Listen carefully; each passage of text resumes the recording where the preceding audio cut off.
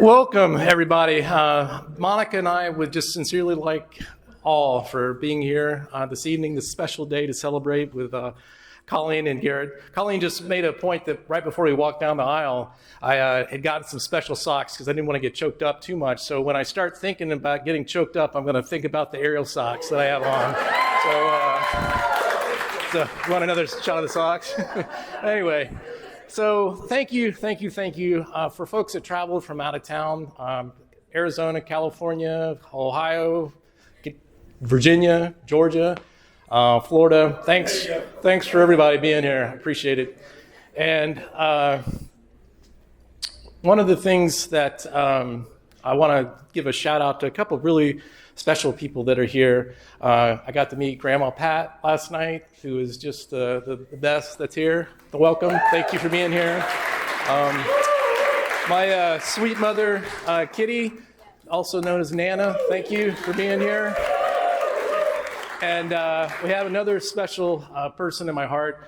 When I was a homesick college kid back in Nashville, Tennessee, my sweet Aunt Susan Ann used to make fried chicken and fried pork chops for me every Wednesday. And as Pam and Ronnie mentioned, that was what my brain food was when I was in Nashville. So thank you so much.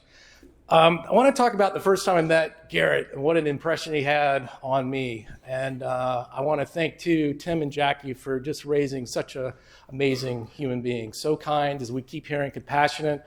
He helps me in a lot of ways and the family, and he's just so good and wonderful to Colleen. I know, I just got the blood flowing here. So anyway, the first time I met Garrett. So to set up the story, and this is something I've been personally doing for about 16 years, is when my father passed, I would make it a point to pay tribute to somebody, or to somebody that had recently passed away in a presentation or a speech that I was giving, thereabouts. So this event was coming up, and Colleen was so excited for us to meet Garrett, Monica and I. And there was an event coming up, and she says, "Dad, what about this?" And I said, "Well, I don't know. There'll be a lot of friends there, but maybe this is not the time that I could spend a lot of time with Garrett and get to know him better." And she gave me those, puffy, those big eyes and, puppy dog smile. And I was like, okay. So the first time I met Garrett was at a celebration of life for my good friend Sam Riles, who had recently passed from cancer. And thinking about you, Sam.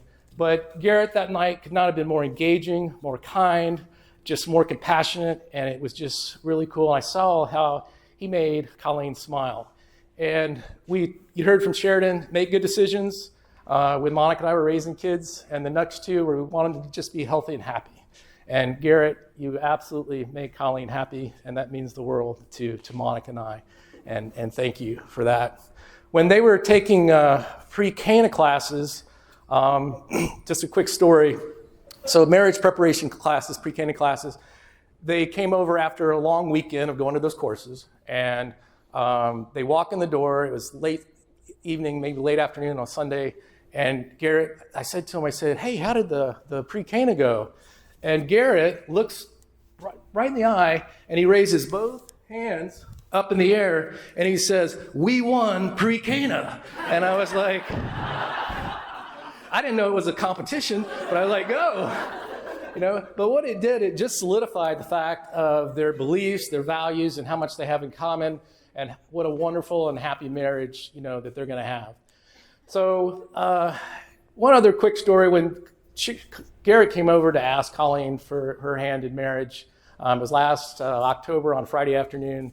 Could not have said more wonderful things, and I wish I'd have done a recording because it would have given me a great material for this toast, but could not have it just solidified what we already knew and how much they love each other and they believe in each other, and we were so excited to welcome Garrett to the family.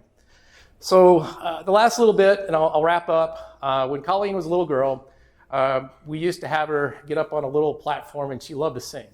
And this is about 3 and a half, 4 years old. We're driving down the road, and I'm listening to the radio, and I'm not really paying attention. And I hear this girl in the back seat. She's strapped in her little car seat, smiling, and she's just singing at the top of her lungs.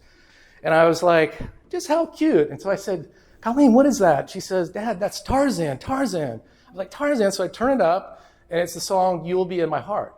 And all I can do is look back at that, cute little face and just says, yes, you will always be in my heart. So that's kind of a theme that we've had in the years when I'll send like a card or anything writing down. I'll just say, Colleen, you will always be in my heart.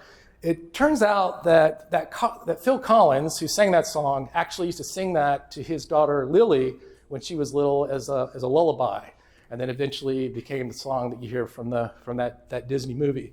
The theme of that song is all about a bond of love that will last forever. And something kind of I did today to kind of remember that song, remember things, is I have 2 cufflinks today, and they're both hearts. And so one is for Colleen. Colleen, you'll always be in my heart. One's for Garrett. You now will always be in my heart. And the 2 of you will always be in Monica and I's heart. We wish you the absolute best. We're so happy that you are here today and everybody is celebrating with us. So I propose a toast to forever health, forever happiness, and a forever bond of love. Hear, hear.